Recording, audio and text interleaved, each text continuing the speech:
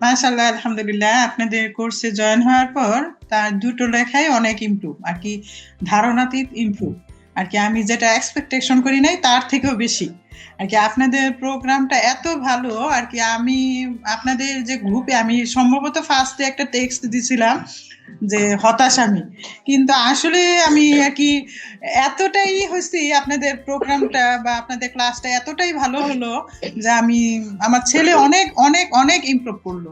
আমি আসলেই খুব প্লিজড।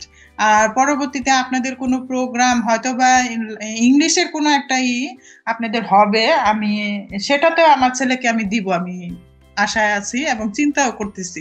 অনলাইনের প্রতি যে আস্থাটা, আপনাদের কোর্স করে আস্থাটা আর কি আসলো, যে সত্যিকার অর্থে।